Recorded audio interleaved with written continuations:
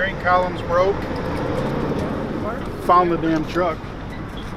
Was just told by the police it's no longer my truck. There's more metal in this thing. I mean, I look like the damn Tin Man. Look at my finger. Hey, like, T. I'll be in the bed asleep on the thing. I hear it going back. No, there goes the jack. Door.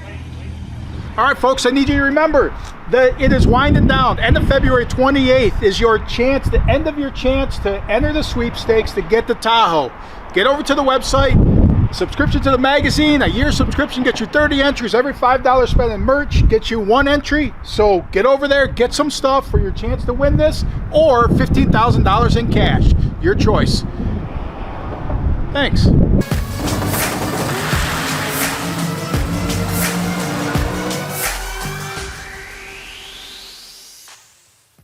All right, folks, Sick Week. Over, amazing, the response to it, the people down there, the good time we had in Florida in February. That's only our second event we've ever done. So, I mean, it is awesome, the support that everybody has. We're doing it all for, obviously, for the magazine, for the adventure side of things. So, how many cars out of that event are going to appear in the magazine? It doesn't matter whether it's a 20-second car or 6-second car. So the idea is that we put everybody in the magazine, as many people as we can. We tell your story, we tell about your car, and you guys are out there enjoying the whole adventure, the whole thing. So with it, the input that we were getting now, I mean, amazing, because it helps us improve the event for the future. Like, we walked away from it last year, and the two biggest things were tech. So tech, well, two big things. One of them was tech. The tech took forever, it took a long time. So spent a lot of time concentrating on tech and making sure that we could get through that. So we got through tech by 1 o'clock. We also had the donation tech, which gave people appointment times all the way up until 4 o'clock, which, I mean, we went till 4 o'clock, but yet we were done with tech by 1 o'clock. So a lot of those people went through. There were a couple stragglers that were there for their time slots. They got their tech done. So there was that. The other was on the last day. A lot of people didn't get to make runs. It was hard to get runs in. So that part we corrected by starting earlier in the day with it. At the end of every day, I was there most of the days or watching the live stream as I was out going to the checkpoints. At the end of the day, the lanes were empty. So anyone could have made hot laps at the end of the day. I know at Gainesville, I saw like somebody going for the 850. Like, they must have made 5 or 6 passes in the last 30 minutes at Gainesville that day. So there was all the space anybody needed to be able to make whatever runs they wanted. It may not have been at the exact time that you decided you wanted to run because you needed to get to grandma's house or something, but literally the time was available for it. So the other thing we did is we rolled C and D early on the other days. So we are looking at being able to do something with that different. But overall, the input and obviously looking at all the stuff and how we can change things and make them better, tighten up on some of the stuff with quarantine. I mean, there's different stuff there that we want to make sure that we make this the best event you can always come to and make the event the experience for the racers. So all that stuff's in the works. We'll have some revisions to Six Summer that'll take that part. But either way, like, the response, amazing. Like I said, I mean, over the fact that there's over 20 million views already of Sick Week content, I mean, just crazy. Blows it away. The times we ran, our top 100 average went down. There was a lot of carnage, so a lot of stuff broke, but I mean, that's what it's about. It's just one of those years. Like, but either way, awesome event. We're gonna do better and make improvements so that it's an even better event by the time we get around to Six Summer. So thanks, guys, for that. We'll get on to the other content.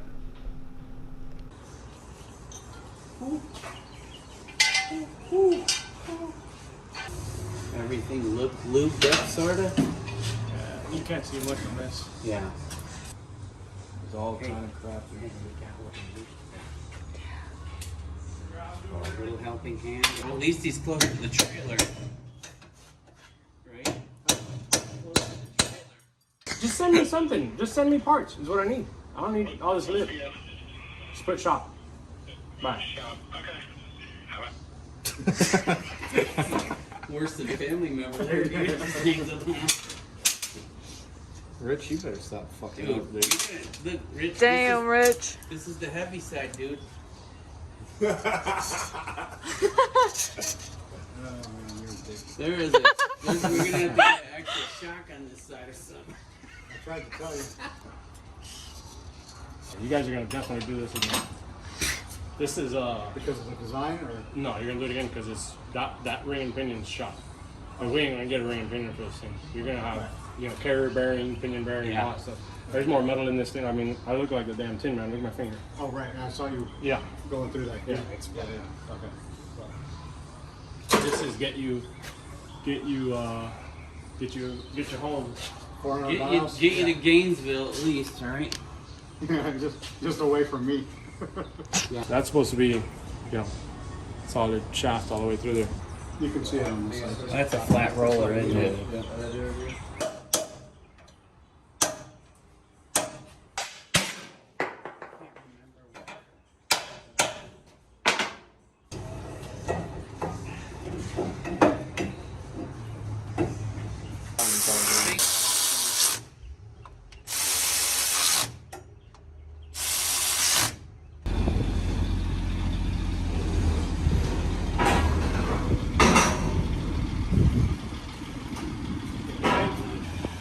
Door!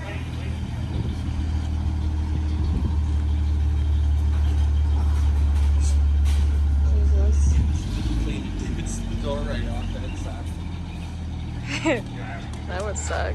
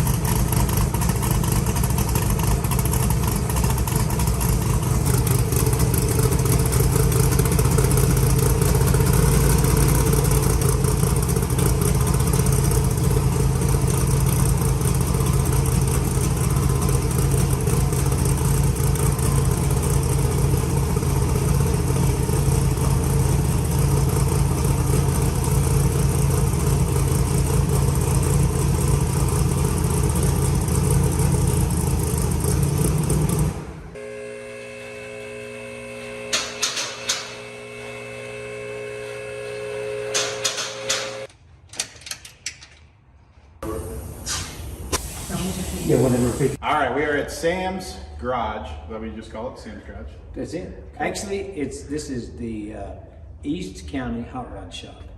There you go. East County Hot Rod Shop.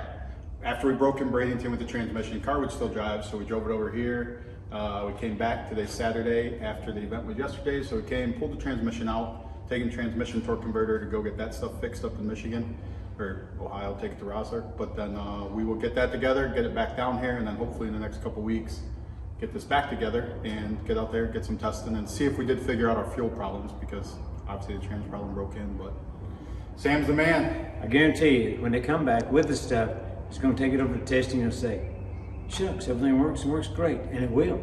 Because you got the man on the job. And you know it is. That's usually why it doesn't work well. No, you got the people on the job. You got it. But thank you guys for being here. Really do. Appreciate you being here. EJ's holding the camera. She helped take it out, and Aiden manhandled the thing. Oh, let me tell you about manhandling. It was here on the floor. Get this, guys. It was here on the floor, and the thing's heavy. Oh, it's real heavy. And it says to him, "I want some help with that. There's a couple of us here." No. He just picks it up and takes off with it. And then, what's it say? That's the 19-year-old showing up. And then one day, when he gets out of bed, he's going to say, "Oh, wait a minute. Something hurting? I didn't even know I had a place, you know?" Okay, right, that's, you know, you can tell them all about it until that time comes around, like, okay, I can do it now. You old people, let's get back there. Long story short, it'll catch up to him eventually. Just give him enough time. We might be around to see the time, but he'll look back and he'll say, "I should dig those guys up and just slap them for this on the thing." But Cool. Appreciate it, Sam. oh, thank you guys so much. Appreciate y'all. Awesome. And all this stuff will be right here. Nothing to be bothered. One of the guys over here is Jamestown. He's And there may be a transmission jack, so we won't have to manually trust put me. it back in. Just one little quick clip. I have a transmission jack, but it's not on the premises. Where that is it? means it's well, my man Parker has it. Okay. Now then, we're getting ready to have another transmission jack here, but it will probably be chained to the wall. But it'll have where you can roll it around here, and it doesn't be under lock and key, but the keys will be thrown away. So it'll have to stay chained here, and it'll go out to the vehicles, but it can't go outside the building. So then the other one, That'll probably be Parker's early So Christmas present. it'll have an ankle bracelet on it. Sure, exactly. Like, tee, tee, tee, tee, tee. I'll be in the bed asleep on the thing, and I hear it going back. Tee, tee, tee. No, there goes the jack. So we got follow-up. I ran out or whatever when Jenna first saw the email, but somebody sent an email with a picture saying, isn't that Tom's truck? And literally, I mean, 2 miles from here. So we jumped in the vehicles, went over there. It's full of car seats. It's got a license plate on it. We don't know, but like literally we just brought it back. So now call the police, let them come over here and say, hey, we found the truck, and you can research who's got this or whatever, how this happened. And I mean, we know somebody who works at the place where it was parked at. Not a person that would have stole it. I mean, that's a freaking 80-year-old lady. So, but yeah, I mean, the cylinder's ripped out of the driver's door, the dash is tore apart. Like, I mean, there's different stuff, but like, I can't believe that that this has possibly been running around for 5 months, right around the area, and nobody has seen it, because it's exactly the way it was when they stole it. So, Exterior wise. yeah, exterior wise, interior's a Just little that beat piece is up. broke, though. So, That's not even a big but, deal. Well, that piece, that door panel's ripped Why off. is the It's door right there. panel off? then why was it? And the question too is like, why was it just randomly sitting right there with nobody around? Vehicle's now being picked up and towed because supposedly whatever. Once again, it is just not my vehicle any longer. So it supposedly got picked up, taken to a wrecking yard, and that wrecking yard was to contact me to pick up my vehicle because it had been recovered. So I never got anything in the mail, never anything like that. I don't know how they tried to contact me. Supposedly there's a note and report that the detective called and left a voicemail for me. I never got the voicemail, so I don't know if I just didn't get the voicemail, but like nobody stopped by to say, hey, we got it. I got no letter in the mail, no nothing to notify me. But it went through those processes and then got auctioned off, and then somebody bought it. All that's been since the vehicle was stolen. So in November, October, whenever that is. So I don't know. I mean, I'm to call buyers and see how they contacted me or whatever did, but either way, we're just SOL, out of vehicle, and it's legally no longer mine. So there's new ways that you can get bent over, and sometimes you just find those new ways, and it hurts. That's what I got. One more.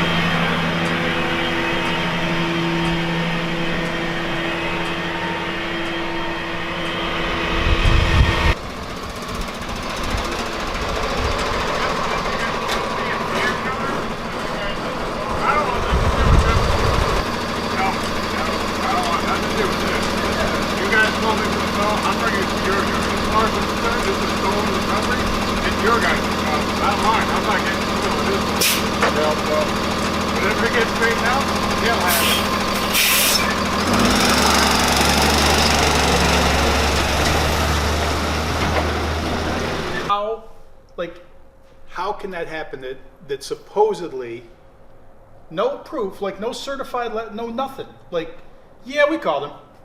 Yeah, no, yeah, we tried to get a hold of that guy. Yep, you want to buy it? It's for sale. Right. Like, Here, I mean, we're auctioning that baby off so Within fast 5 you won't months, even know. too. yeah, You get one voicemail, supposedly, of, hey, we got your truck, and then, this truck's stolen. He contacted the police about it, filed out a report, but he didn't answer my one phone call, so he must not want it they had anymore. him out here, like they were out here 2 different times on the write-ups for it. Like we pulled footage and gave them footage. Like supposedly they called and said, oh yeah, we found your truck. And then if I never called back, they're like, he must not care about it anymore. Like you wouldn't just stop by and say, dude, FYI, I left you a message or whatever. I tried to get a hold of you. We found your truck. Like, I mean, what public service the is going on there? There's zero public service there. Like, What's the saying? Close enough for government work? yeah, exactly. But like, I mean, It jeez, Do you know when they so recovered it? shady. no idea. Like that's Like the thing. How long Like, they've had it, how long it took for them to sell it. No, all I got told in the whole thing was that it got picked up in Clarkston, it was at the yard, and it can't sit in the yard forever, so then they auctioned it off. And then this guy bought it. We need to And know like- what auction, they had their own auction, like out in their front yard, Maybe. and one of the Well, employees whipped it up was right it a then. police auction? Like you always see that stuff says police auction or whatever. But legitimately there was zero given in the whole thing. That like, hey, we can sell this truck for $3,000, $5,000, whatever the fuck they sold it for, or whatever. Or we can call the guy whose truck it was, and he can pick it up and doesn't owe us anything. Like, I mean, It seems shady as hell to me. like It just seems super weird. shady. I guess I'm ever impressed by the amount of ways someone can screw you over. Like, this is a new one. I never even saw it coming. It's like, yeah, sorry, that's not yours anymore. Well, why not? Oh, because somebody called you and said they found it and you didn't come get it. Like, Somebody called you, you didn't answer, and then you didn't come get it. yeah, never spoke to anyone, never heard anything about it, so it's obviously all a surprise. We go pick it up, bring it back. First thing to do, call the cops to say, hey, we picked it up. We didn't want it to disappear from there. My key's still working, the damn thing. And then get told that, well, you actually stole it because it's not yours anymore. I never got any money for it. Like, nothing ever happened for me not to own the truck anymore. Other than it was borrowed by some characters in the middle of the night.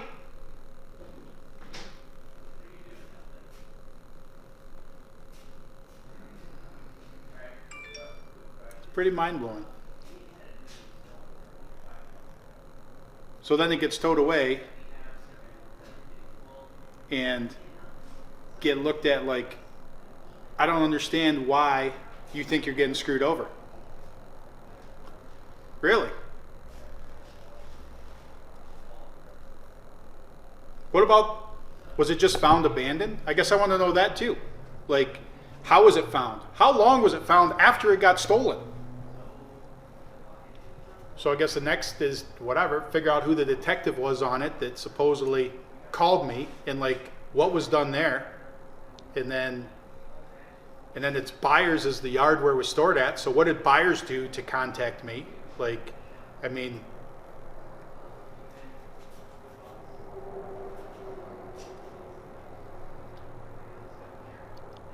how many other people does this happen to? I guess that's what I wonder too. Like, is it a common thing? Like, I mean, I suppose whatever, if it was a newer car and full coverage insurance and the insurance company gave me money, then do I care about that car anymore? Maybe not. And so then is the screwing over of people justified because the person doesn't care anymore, so it's okay the system got taken advantage of? Maybe. Did the system get taken advantage of? Don't know. I know I got taken advantage of. So you go from the high of saying that we found your vehicle, or somebody found my vehicle, and the high of getting it back, to then calling the cops and finding out that it's not yours anymore. Because the transaction took place without your knowledge. Huh. Like I said, there's new ways to f people. Every day I learn them. That's a good one. All right, so wrap up the story on the whole thing. You can be here too. You were the one driving it. I'm sure it's not his car seats. So, but either way, so the whole truck fiasco or whatever was covered in the front. Well, now these are the new owners of the truck, rightful new owners of the truck, because they bought it at auction a month ago. Approximately a month ago. So, and they didn't know any of the story with the truck or anything other than, I mean, well, what's the story that you knew? Was We were told that the truck was at a house, that they had sold the house and the new owner wanted it out of there because she had bought the house and wanted it out. It was a woman supposedly. okay. And that she wanted it removed, and that's what happened. So then they said that the owner was notified and they gave him an additional 30 days to have it come and picked up. And Yeah. And so then. So once again, the police were here, did the report back when it got stolen in September. They were here multiple times. They even forgot a clipboard and had to come back for it. So they remember where it is. Also, we gave them footage. And supposedly there was a voicemail left that your truck's been found. Like, they never stopped in, never got anything in the mail. Just all of a sudden, then it goes that somehow now the yard can now sell it at auction. And they bought it last month at auction. And